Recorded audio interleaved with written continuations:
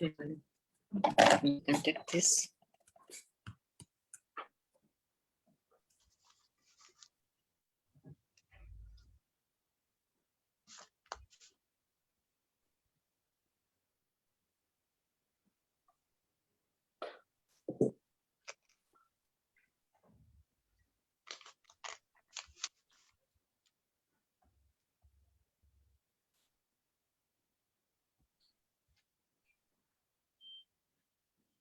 Can we start? Good afternoon, everyone. Good afternoon. My name is Vinolia, and I'm the marketing coordinator for Asia. Can I please have just 5 minutes to allow other audiences to join in before we proceed? Just 5 minutes, and then we'll be.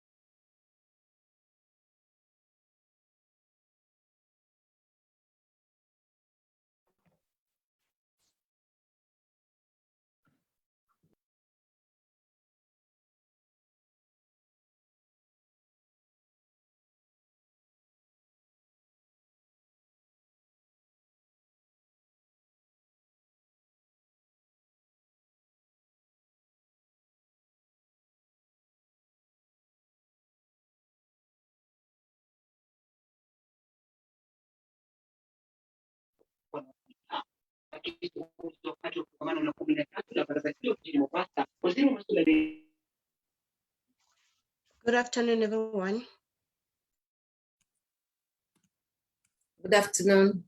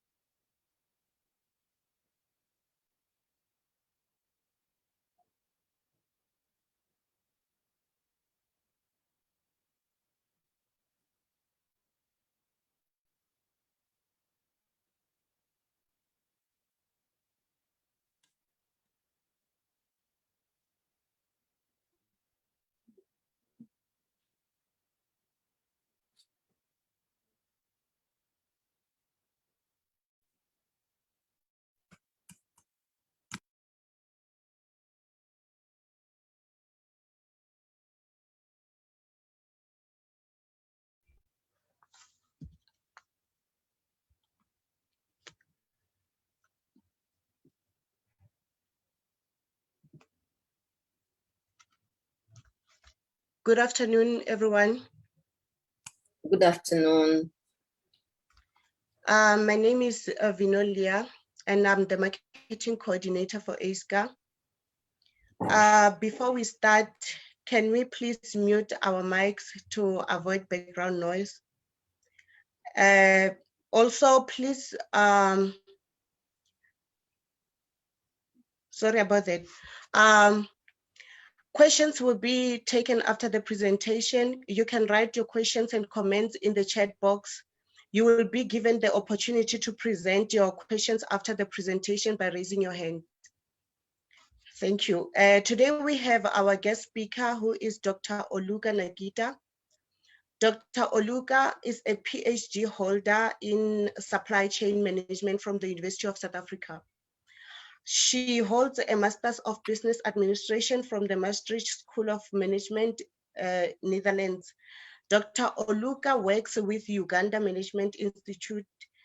She is a grant awardee from the Human Science Research Council and Facebook for research on ethics, human rights, and artificial intelligence in Africa. She recently, together with her former supervisor, Prof. Mkansi of the University of South Africa, developed a supply chain coordination software. The app is entitled a mobile application supply chain coordination software for artemisinin-based combination therapist drugs. The duo won a first prize sponsored by the Gauteng Accelerator Program and Emory University and hosted by the Innovation Hub, a subsidiary of the Gauteng Growth and Development Agency. The innovation was among several hundreds in the bioscience category. She is an international consultant and trainee with over 14 years of experience of consulting, training, and researching in public procurement, supply chain management, operation management, and corporate governance. Let us please welcome Dr. Oluka Nagitta. Dr. Oluka Nagitta, you are welcome. You may now take over. Thank you. Thank you very much, ladies and gentlemen, in your respective capacities. I thank the Institute of Supply Chain Research for giving me yet another opportunity to take you through this, this moment where we have to understand research philosophies and approaches.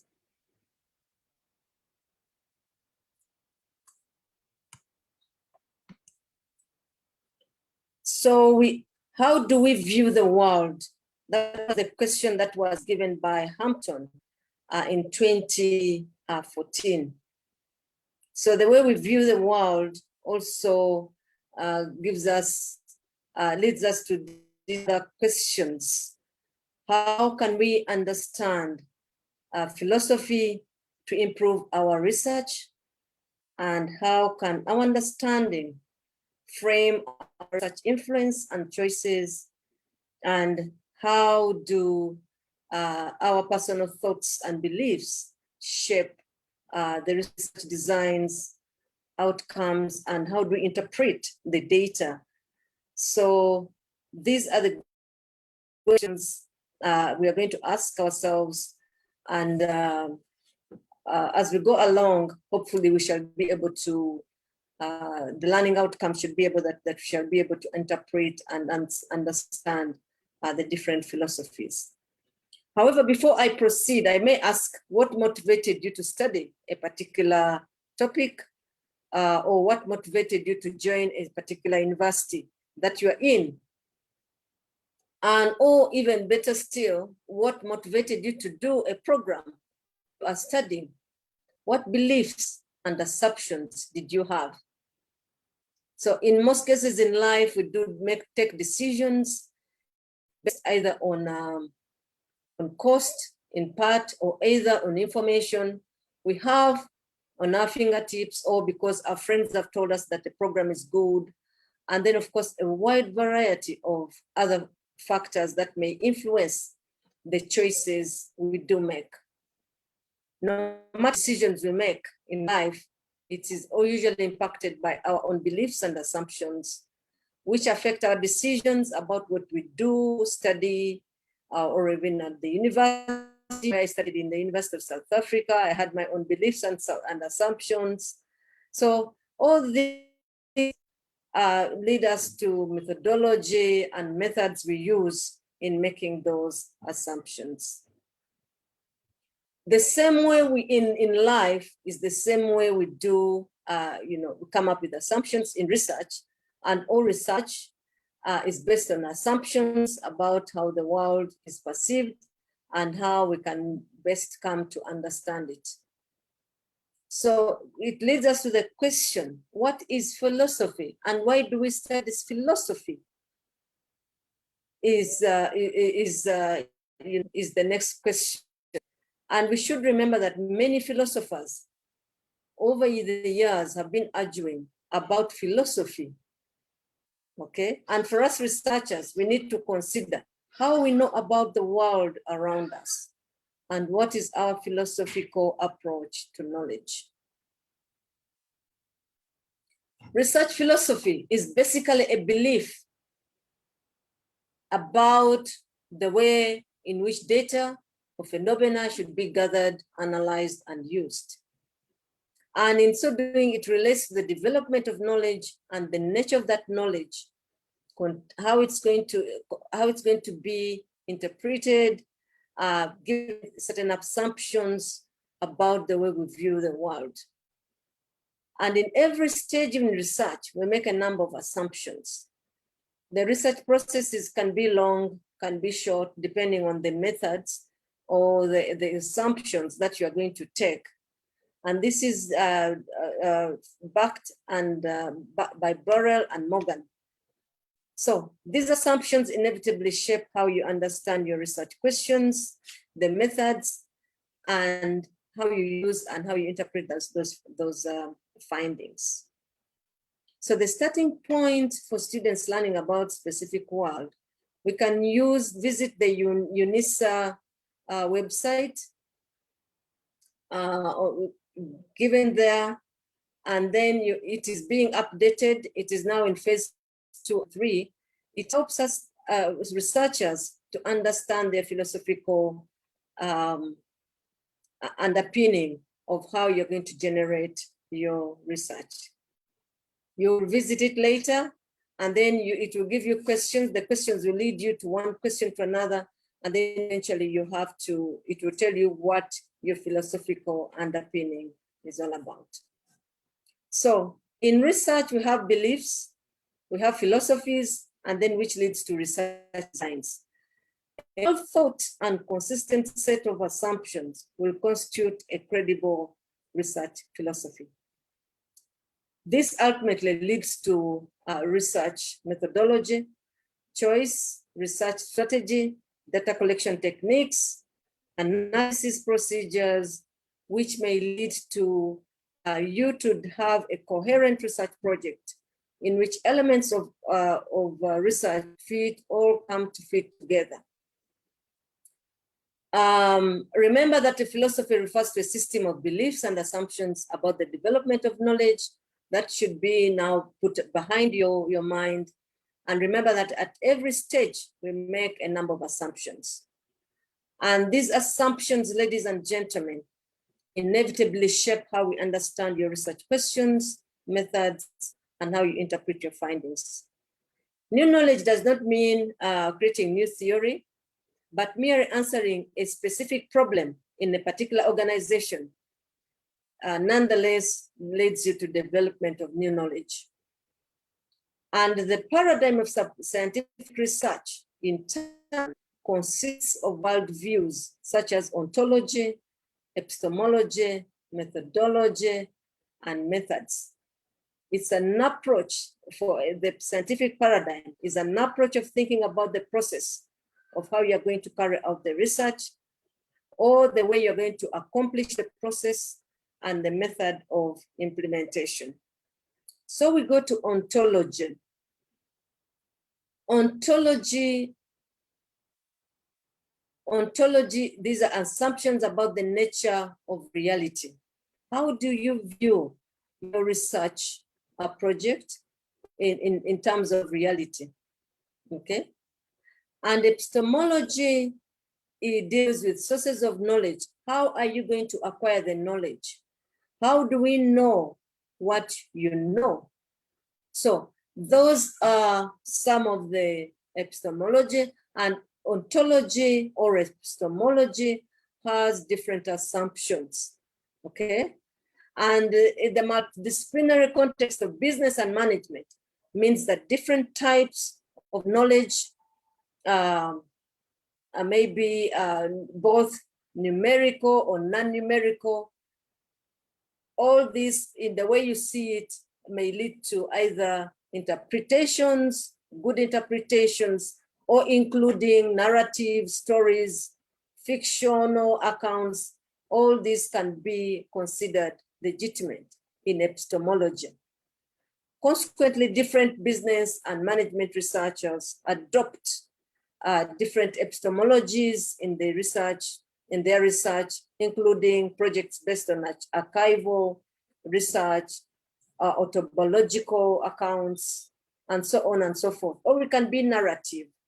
So the variety of acceptable epistemologies gives you as much greater choice of methods that you would have in many other academic disciplines. But I want to remind you that sources of knowledge related to business research can be intuitive knowledge, which is based on perception, faith, or beliefs. We have intuition. Or it can be authoritarian knowledge, which relies on information obtained from books, research papers, journals, journal articles, or even experts. And then we can have logical knowledge. This is the creation of new knowledge through the application of logical reasoning, using logic. Or we can have empirical knowledge, which has been established and can be demonstrated as true. So we have also axiological assumption. This refers to the role of values and ethics, which are used by the researcher. And it is very important that in every research, we abide by some ethical rules. Also, we have a methodological assumptions, how the researcher access and report on what is learned about the reality. So, epistemology, going back to another assumption, which is rhetorical assumption. This is written from the perspective of unbiased researchers using how we report. No matter which philosophical classification, whether it's ontology, epistemology, or axiology, they are different conflicting applications to the qualitative debates. And this has led to a major dilemma for which many students now face in establishing how relevant their research subjects or disciplines are. However, it's important to understand the implication of different assumptions as you choose your methods, and remember each method has strengths and limitations in the subsequent research findings. So a study conducted by Munkansi and Chepong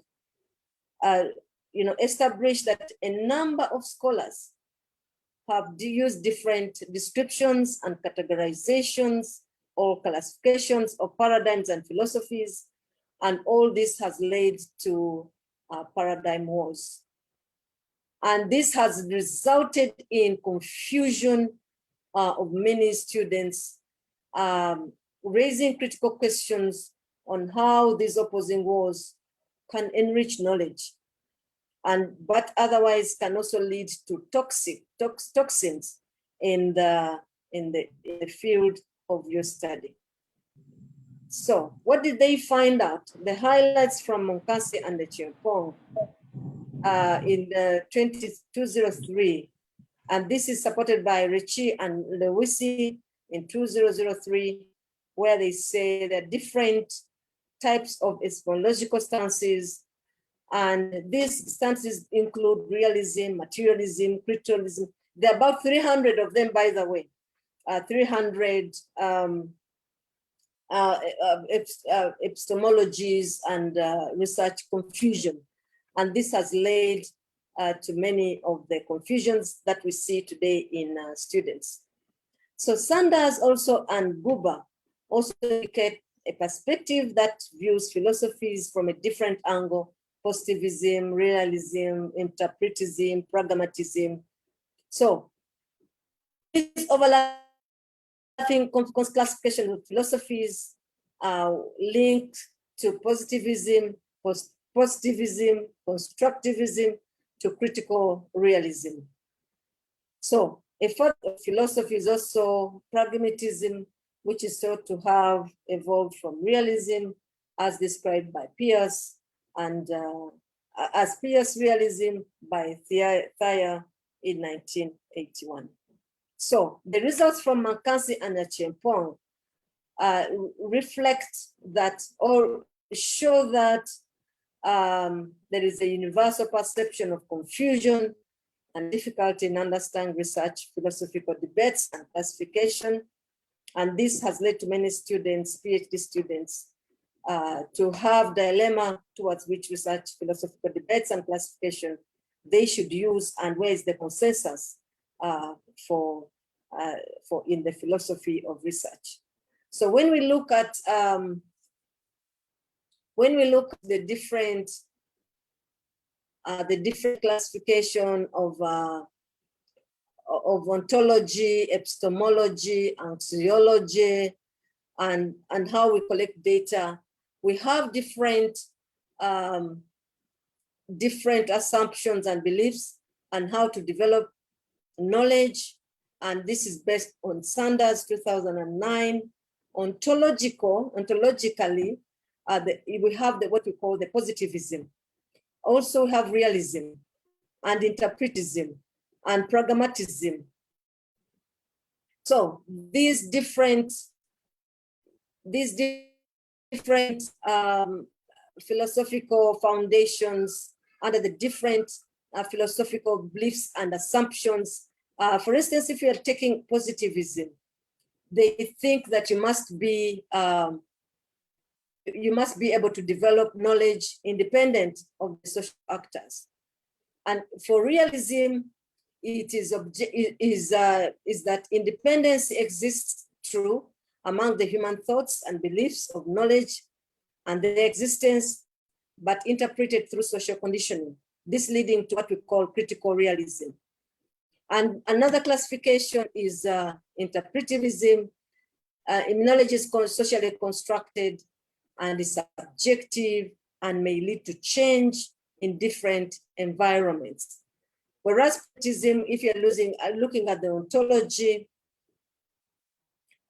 stand of philosophy, you find that there's an external influence, and you can look at research in different ways, and usually you can have different ways of asking your questions, and usually pragmatism does not have any bearing on any of these other epistemological stances. So it is basically independent of all others, and it is based on what really works for you. When you look at the epistemology, here the researcher's view regarding what constitutes acceptable knowledge. You can do it using the positivism, and then only you have to observe the phenomena and can provide credible data, facts, or focus on causality, the cause effects, and you can easily generalize using generalize to different environments.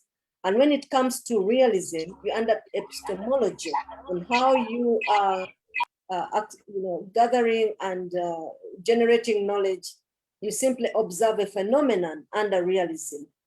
Whereas when you are under interpretism, subject is the subjective meaning and social phenomena, and this causes it's more or less like the one of when you're looking at that knowledge is generated subjectively based on a certain phenomena. And when you look at the pragmatism, you can generate acceptable knowledge depending on the research questions and focusing on practically applied research, integrating different perspectives to help interpret the data. When you look at the assumption of ontology, which is about ethics and values in research, under the positivism is that research is undertaken value-free way, and the researcher is independent of the data and maintains an objective stance. So when you look at the values that in research under using realism, then research is value-laden, and the researcher is biased by worldviews and culture experiences. When you look at the axiology and how we use values in research, under the interpretivism, then research is value-bound, and the research is part and parcel of the research. We cannot separate the researcher from the participants. And when you look at the ontology, under pragmatism, value plays a large role in interpreting results, and so on and so forth. Whereas when you look at data collection techniques, now this is the methods, then you look at highly structured under the positivism, and we use large samples and measurements, and we normally use quantitative, but at the same time, we can also use qualitative. We can use both, but mainly it's quantitative. And when you look at the data collection realism, we look at methods are chosen, and these must fit within either the qualitative or the quantitative. And interpretism, we normally use in-depth investigation using smaller numbers, and therefore it is qualitative. Pragmatism, we normally use mixed or multiple methods designed under quantitative or qualitative means. So this is some of the assumptions about the development of knowledge using the different philosophies. And I say the philosophies are under either you can use the ontology, where we view nature in reality, or epistemology, where we view, we generate knowledge, acceptable knowledge, using the researcher's view, and axiologies about values. And then, of course, we go into the methods of how we collect data under the different philosophies and so on. And then, of course, we have research approaches. Now we have finished the philosophies, we go into the research approaches. These approaches, ladies and gentlemen, can be either deductive or inductive. When we're looking at deductive, we normally look at, we can start with a theory or a statement, a problem statement, a hypothesis, and then we test that theory, and then we generate evidence either to support or to not to support that theory. Inductive reasoning normally look at how we can only start with a small observation, and then we define keys, and then we work it throughout, and then generate a theory, and then we understand or explore by examining the related issues. So inductively, we develop a theory, and deductively, we analyze data based on hypotheses, which we test, and then we come up with results, and then we can say we have tested the theory, or we have used questions or hypotheses, and we come to a conclusion, a logical conclusion of the research. So when we look at further into the research approaches, we look at the nature of the research problem. We just have to look at the problem or issue being addressed, the questions we need to answer. What is the purpose of the project? We have to ask ourselves when you're looking at approaches. We can have researchers' personal experience. Don't go for methods that you are not aware of or you're not sure of. Look at your experience. What is your attitude, your interest? And then what are the resources at your disposal? How sensitive is the issue at hand? What is the discipline of study? And then who are going to be, whom are you going to, what are the people going to use your study for? And then we can compare the different views or approaches. We can have the quantitative, the mixed methods, or the qualitative. So under quantitative, we use the deductive methods and we use theory. And then, of course, we normally test hypotheses.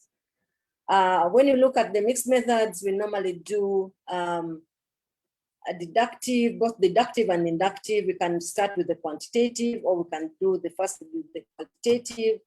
And then the qualitative is basically do an inductive, and then it's usually bottom up. And then we can, after we have tested and generated the theory, we can now come up with hypotheses, or we can have grounded theory. What is the view of the human behavior under the quantitative? We can predict the behavior And if it is mixed methods, we can also behavior is somewhat predictable. And then in the qualitative, it's finally we may not be able to detect the behavior. That's why we call it fluidic. And then research objectives, if it is quantitative, I'll explain how certain things are behaving, and relationships. It is usually we are testing relationships and the cause effect, and then predict. And then we can also mix methods. We can have multiple objectives to explain both the qualitative and quantitative. And then qualitative, we just discover and we normally explore. That's why some people have exploratory research, designs, so on and so forth. And then what will be the focus for the focus for the quantitative? It's usually narrow, and we test specific hypotheses. And under mixed methods approach, we normally have multi-lens focus. Both questions must have quantitative and qualitative focused questions. And then when we look at the qualitative, we can have angle and deep angle lens where we examine the phenomena in depth. That's why we have in-depth interviews and so on and so forth. And what will be the nature of observation under quantitative? Here we look at, we study behavior under controlled conditions, whereas the mixed methods we have, we study the study of behavior in more than in one context and conditions. We are looking at how would people behave under face-to-face or even focus group discussions, and then quantitatively. And then we'll under qualitative normally study behavior in the natural environment. And that's why when we're looking at in the context, usually the condition, we look at the behavior of how certain things are in reality. And then when you're looking at the nature of reality, we look at objective. Usually people say that when you're doing a qualitative study, you're objective. And whereas in mixed methods, realism, pragmatism, worldviews come into play, either works in real or in true, in the true environment. And then qualitative, we look at subjective, personal, and socially constructed reality.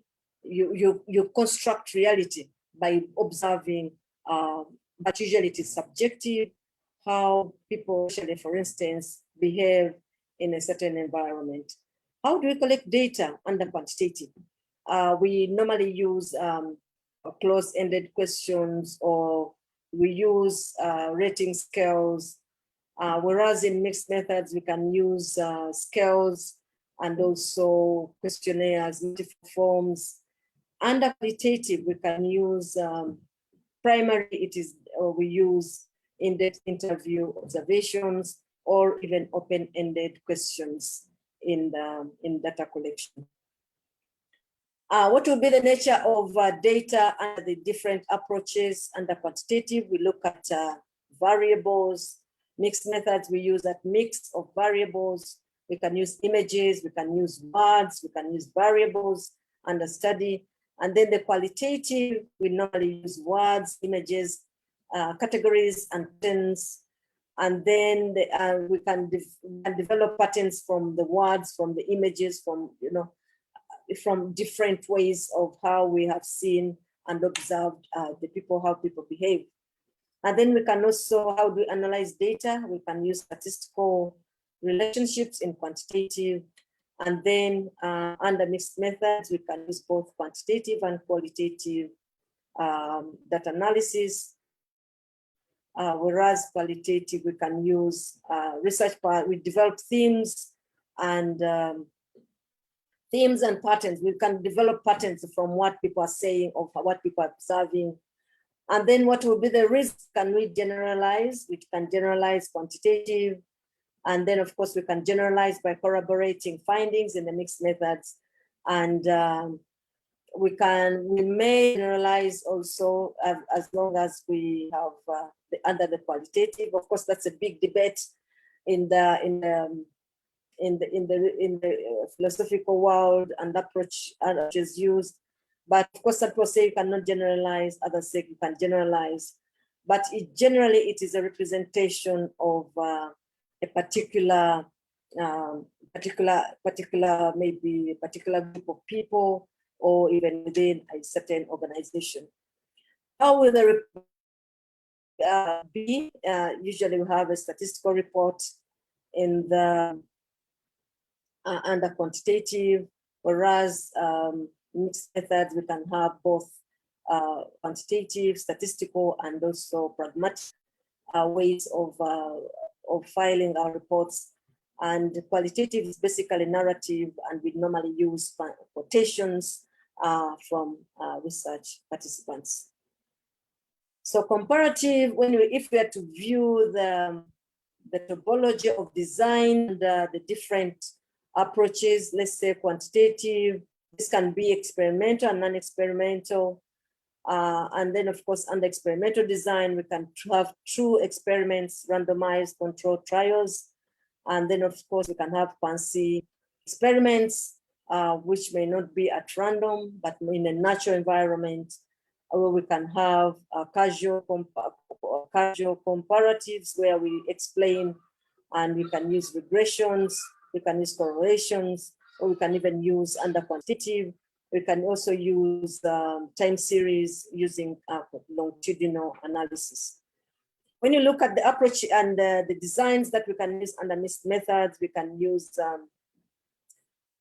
convergent, parallel, or mixing occurring at the end. We can have qualitative followed by quantitative. We can have exploratory sequential mixed methods, which I used in my PhD, or we can have transformative mixed methods where we draw from ideas of social justice.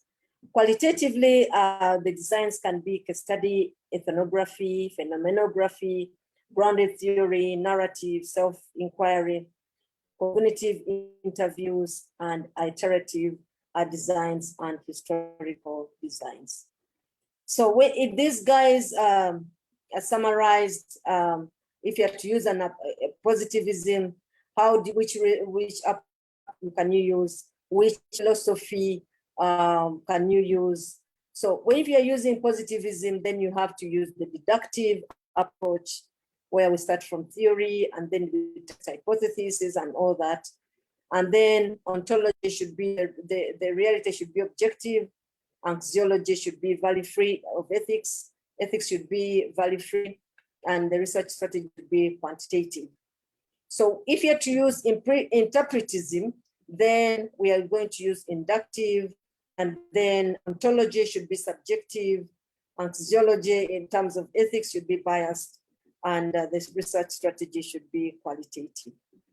Pragmatism, then you should be able to use deductive or inductive, that is the qualitative, quantitative mix in different ways. As if you read Cooper and Sanders, you have to find a way of how you can mix. And then you can also use objective or subjective in terms of ontology.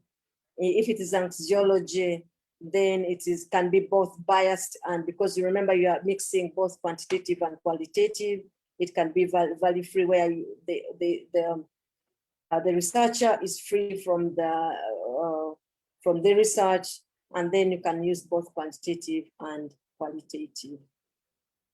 So basically, this is the world views and nature of knowledge, how we develop knowledge. So we can have positivism, we can have post-positivism, we can have critical theory, we can have constructivism, we can have participatory, we can have pragmatism.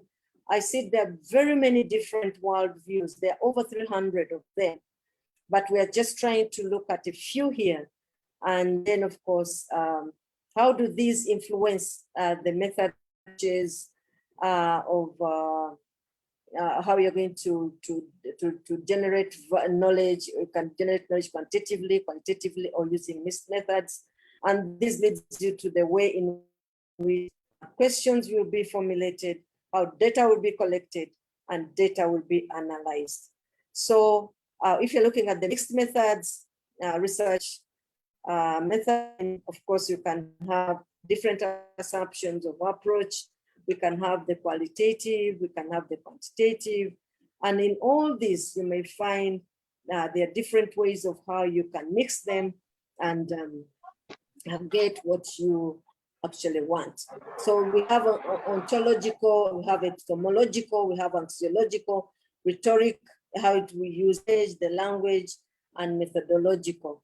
So this figure by Boyes, 2012, explains to you how you're going to collect data and generate data, and how you're going to use the data using values, the language you're going to use, and this, of course, the methodology you're going to use.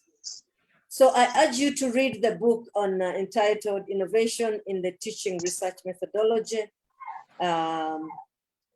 This is Anthology of Case Histories by Remeni, and the starting point for students learning about the specific worldviews. Please visit UNISA website. That using that URL, you'll be able to update what philosophical view that you will use, and it will help you to generate knowledge. Things are becoming easy by using machine learning and artificial intelligence, but this site is under review. So the moment you keep clicking, it will lead you another web page until it will tell you what you are, what your epistemological view or your philosophical view is. So understanding, therefore, in conclusion, understanding the philosophical bias of science is critical in ensuring that research outcomes appropriately and meaningfully interpreted. And many people are using it as disciplinary philosophical approaches, which can generate different debates about what we know, what we learn, and how knowledge can affect the consequences of our decisions and actions. So that is the bibliography where I got all this information. Now, thank you. Now time for exchange of knowledge and exchange of questions and answers. Thank you so much for listening to me.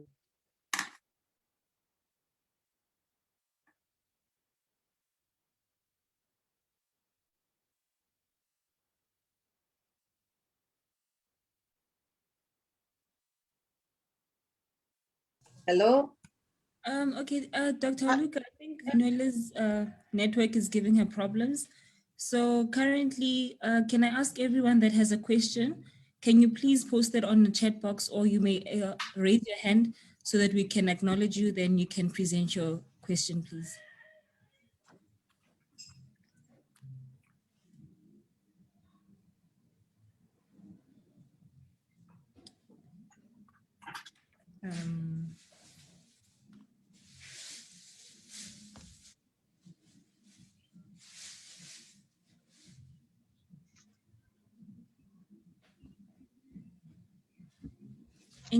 Anyone has questions?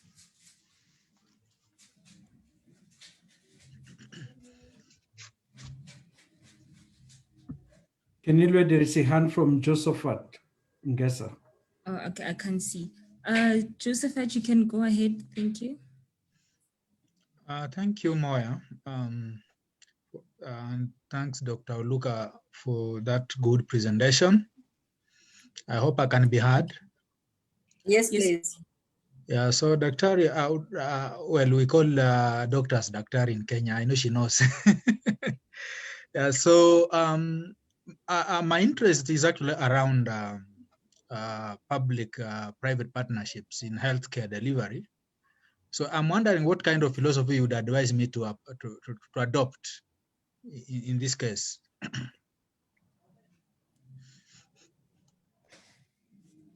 Okay.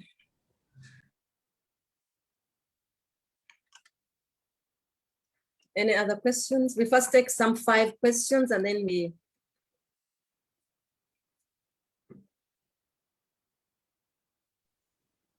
I can come in, Doctor. It's Dr. Emmanuel here from the beautiful province of KwaZulu-Natal.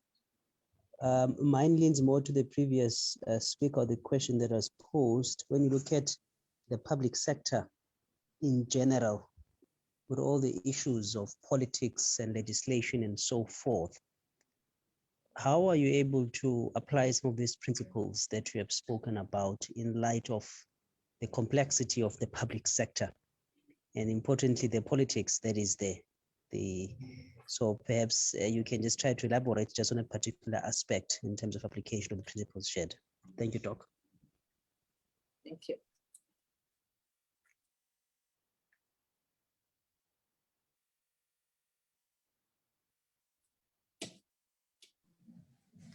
Dr. Oluka, I think you can answer those two questions while we wait for more questions coming.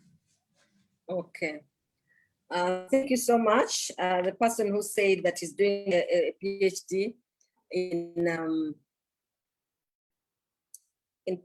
public-private partnerships in the health sector. As I said that when you have a philosophy, how do you want to generate, what would be your worldview? How do you want to generate knowledge? Okay. You have to have assumptions. Do you want to go, for instance, what values do you want to undertake? Okay. And then of course you want to know what would be what are the assumptions in your research? Okay. So I said that the starting point of your study should be about how you want to generate knowledge. Okay. I said that you have to find what are your beliefs. Do you want to generate knowledge quantitatively? What type of data do you want to generate? Do you want to have, what type of questions do you want to pose? And how do you intend to interpret the data that you have generated? Okay. How do you intend to interpret your findings? What type of paradigm do you want to use? Okay. So in thinking about all these processes, you have to clarify how you are going to accomplish your study using the types of methods and methodology at your disposal. So if I cannot tell you how you can, which philosophy you want to undertake, but you want to see how am I going to generate data using the different philosophies, okay? I say that a philosophy refers to a system of beliefs and assumptions about how we're going to generate data in that field, okay? And knowingly or unknowingly, you may want to know what paradigm am I going to use? So these assumptions inevitably shape how you're going to understand your research questions, the methods you're going to use, and how you're going to interpret your research findings. So it goes back to the basics of what philosophy do you want to use? What epistemology are you going to use? Okay. So basically I cannot deceive you because it goes back into an individual, how you're going to create your knowledge intuitively, authoritatively, logically, empirically. So all these you have to understand. Do you want to do, you're going to, for instance, if I'm going to do, if you find that it's a complex type of public sector, it is complex and the rest of that, how do I want to collect data? Do I have to go for interviews? Do I have to go for a survey? Do I want to go for a mixed method? All the approaches your assumptions leads you into the methods, the approach of to collect the data. So you have to think whether you want to do to collect data using, for instance,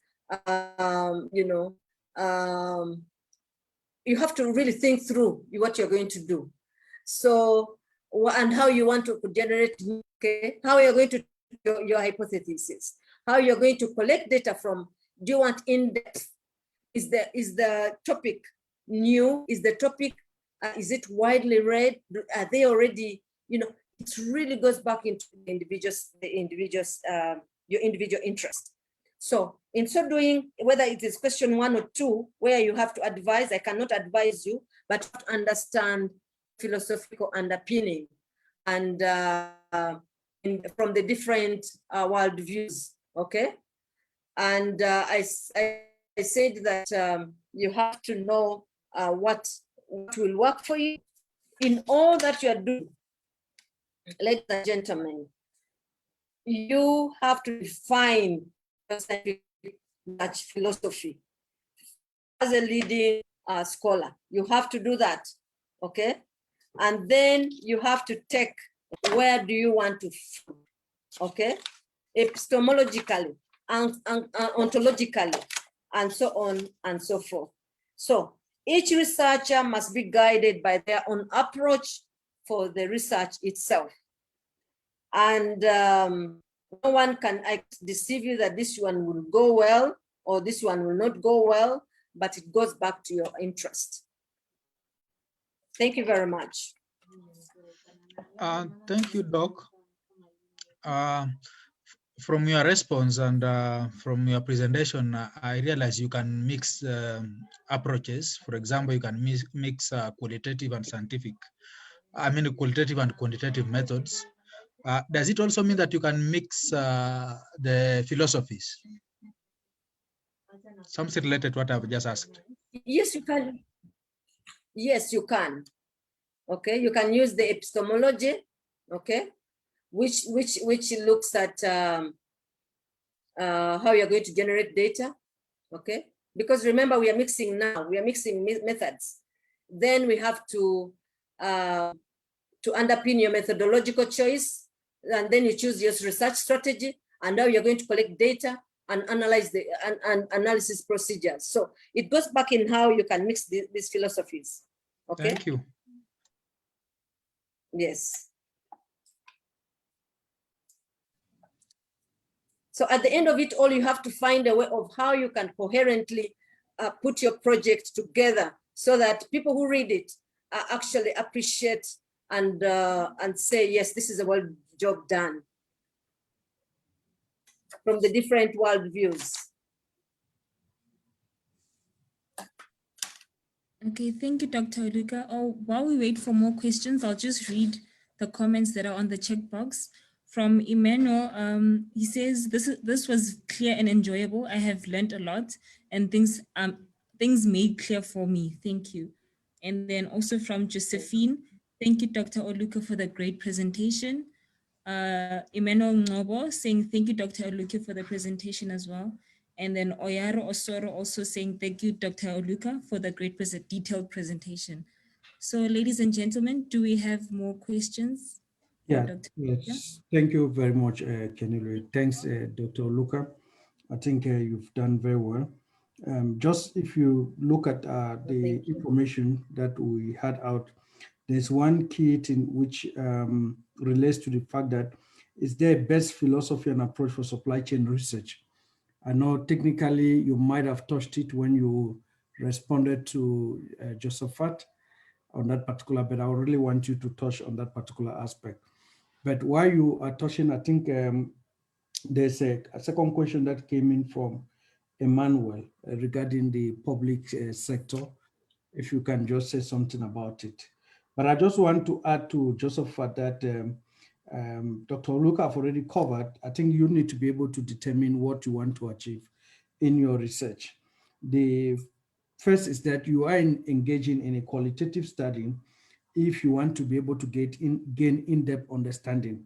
And if you want to gain in-depth understanding, you need to be able to determine what type of philosophy and approaches then to be able to use and to be able to provide a rationale for your choices. And importantly, when you're engaging in a quantitative study, you want to be able to determine the relationship that exists between the variables, which means that there is information, knowledge about that, but you want to understand those relationships, that exist between the variables. And Dr. Oluka already indicated that, you know, you could be able to have, I think one of the best method of studies right now is aspect of qualitative and quantitative mixed research method. You know, you need to determine how you mix it. And you know that when you're engaging in mixed method research, you engage in the aspect of your research questions, the nature of the questions, the data collection, and also in data analysis. Thank you very much, Dr. Oluka. I think my questions and just a highlight from Emmanuel based on his views around research in the public sector. Yeah. So you want me to talk about the public sector? Hello? Now, just following up because Emmanuel from KZ, Yeah. I think he posed a question. Yes. Emmanuel said that the public sector is complex. True, it is complex. I did my study in the public sector. Mine was in hospitals. And I knew I had to, first of all, do an exploratory study. Let me just give you from that perspective. And then from that, I did an exploratory study. So it was qual, the small q, and then quant. Why did I do an exploratory study? Was that to find out, and remember that when you do at times the exploratory study, not much is known about you know, a topic that you are studying. So you are testing the waters, and at times you want also to develop a tool. For me, my area, my interest was to develop, you know, a tool for which we could thereafter go out and do a survey. So it is complex, but somehow you find a way of how you can, epistemologically, I wanted to generate knowledge for using an exploratory strategy, and then eventually came to a quantitative. So yes, you have to find a way of how to get around all that. So from my point of view is that you have to first test the waters, okay? And then you have to know how much is known about the topic that you are going in for. How much has been said. If it is little, then you first go for the qualitative. And then that is now an approach, because you're trying to generate new knowledge, and this new knowledge is not known, not much is known about it, but at the same time, you want also to proceed to the next level. So you have to find a way of coming about it. Are you going inductive? So inductively, I came into the deductive.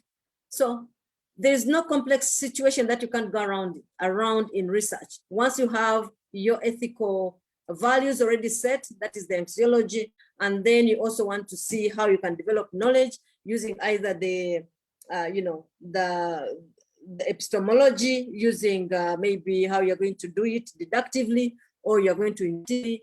So in the complexity of all this public sector,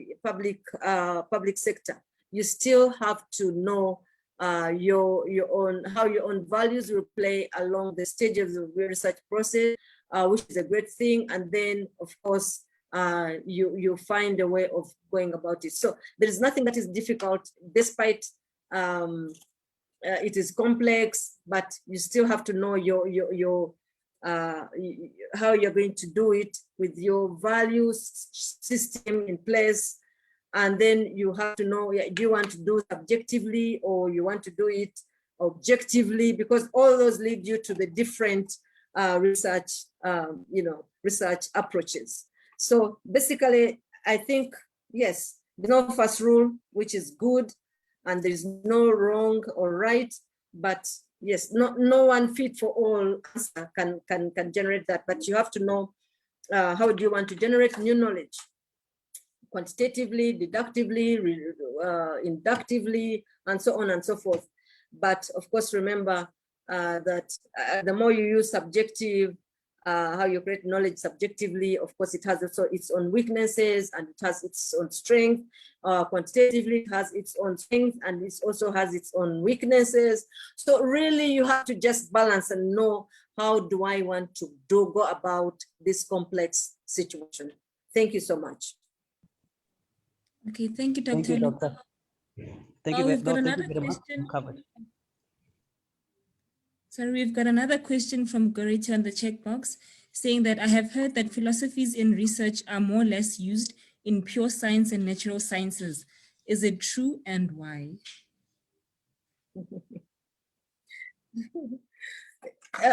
It is not true. This epistemology is also the scientists, the experimentals. If you go back to later on in my slides when you read it, you'll find that the natural scientists also use these ontologies, or because they want to study, they can have a control environment. One sample is controlled, another is not controlled, and they're looking at it, and then they want to use objective means, and we have talked about that ontology, how we develop from a positivist or post-positivism. So objectively and independently looking at social actors. So yes, we all use them in the natural, but maybe it's not really mentioned in most of the research projects that we read. So it is not true, but it is true because they also want to know, how do we derive knowledge from an objective point of view. So if they also observe, epistemologically, they also observe a phenomenon to provide credible data and facts. Okay, now we are under vaccinations. Okay, epistemologically, they have to look at how the researchers have done the work. Is it scientifically proven? Will it be acceptable? So they do in the natural science and also the social scientists, they do that. And then of course they can also use, they can observe a phenomenon, providing credible data, how the people are, for instance, are reacting to vaccines. Now we're talking about the vaccines of COVID. Through observations, they can do that. They can also put the qualitative into numbers, how many have been affected, whereas they have, for instance, been vaccinated, how many are dying despite they've got the two jabs. So all that it's being done under the epistemology and using different approaches, the numbers, and also interviews, the interview people. So it is not true. It is also used in the natural science and the social science. Okay, thank you, Dr. Oluka. Any more questions? You may raise your hand. Also, you may write on the chat box.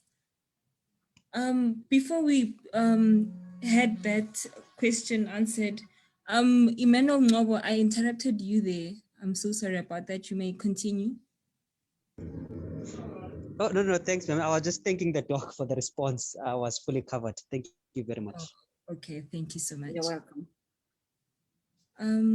I think at this point, we don't have any more questions, but I would love to thank Dr. Oluka for this extensive and insightful presentation. It was really, really insightful, and I think we have learned a lot, and we've got a lot of clarifications for some of us. And thank you so much. Dr. Oluka, any last words from your side? Yeah. Thank you so much for listening to me. I can't take you for granted.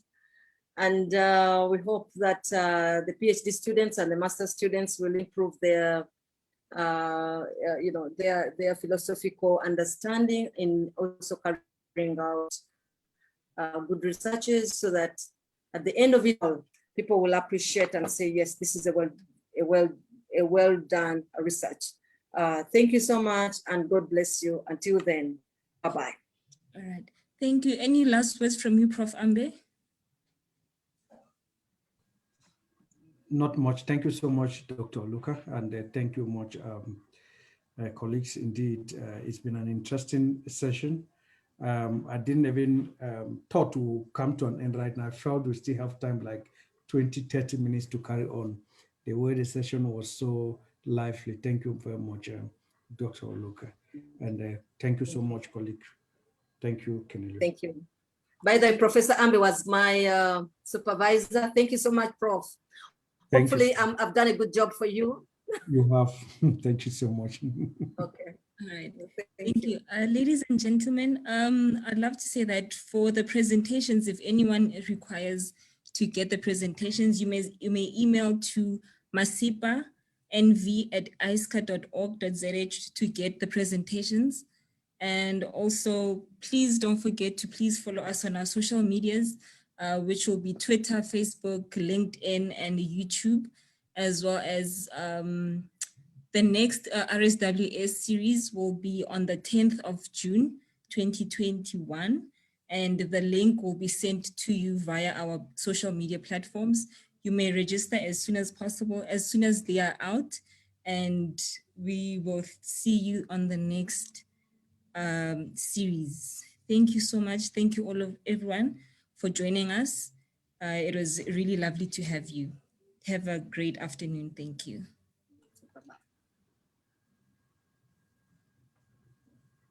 Goodbye.